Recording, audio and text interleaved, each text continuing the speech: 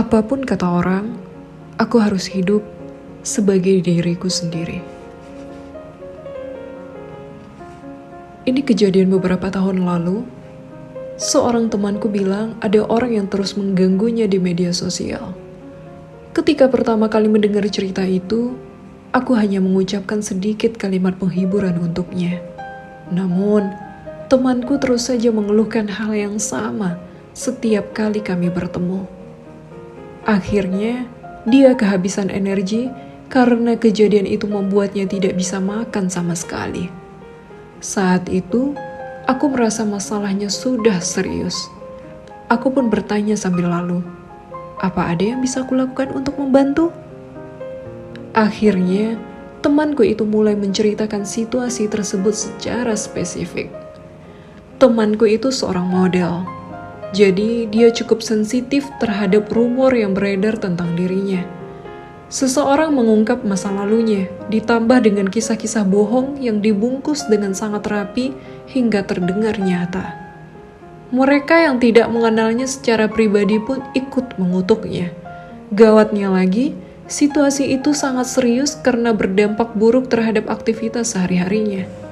Ketika aku sedang berpikir bagaimana mengatasi situasi ini, untuk membantu, aku menemukan undang-undang pencemaran nama baik.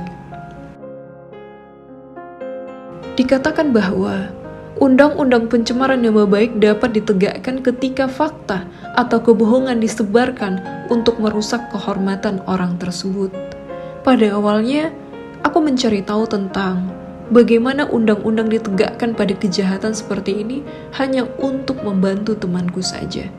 Namun, setelah melihat persyaratan pengajuannya, secara alami aku bisa menyampaikan kalimat menghibur yang cukup kepada temanku itu. Kalimat awal yang berbunyi, pencemaran nama baik adalah merusak reputasi seseorang menggunakan fakta ataupun kebohongan. Ini mirip sekali dengan apa yang selalu ada di pikiranku. Semua fakta dan kebohongan yang ada di sekelilingmu itu tidaklah penting. Karena pada dasarnya manusia memang hanya bisa melihat apa yang ingin mereka lihat. Jadi, kuharap kamu tidak menyerah pada pandangan miring orang lain. Jika kamu tidak bisa menunjukkan sosok terbaik dirimu kepada semua orang, jangan jadikan itu beban pikiran. Sosok dirimu saat ini tidak dibuat berdasarkan pandangan, penilaian, ataupun kecurigaan orang lain. Kamu dibentuk dari rasa sakit dan air mata yang mengalir karena usaha kerasmu untuk tetap bertahan. Tidak penting bagaimana orang berpikir tentangmu. Aku ingin menyampaikan, hiduplah sebagai dirimu. Kembali pada cerita temanku tadi. Akhirnya, laporan atas pencemaran nama baik pun diajukan, dan para pengganggu itu diberi hukuman. Masing-masing dikenakan denda sebesar 3 juta won. Kemudian, temanku itu bilang bahwa dia merasa lebih baik sambil berterima kasih kepadaku.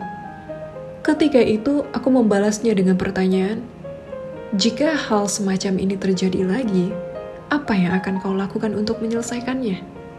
Temanku kemudian menjawab, akan kulaporkan lagi, tetapi jika itu terjadi lagi, aku akan tetap menjadi diriku sendiri.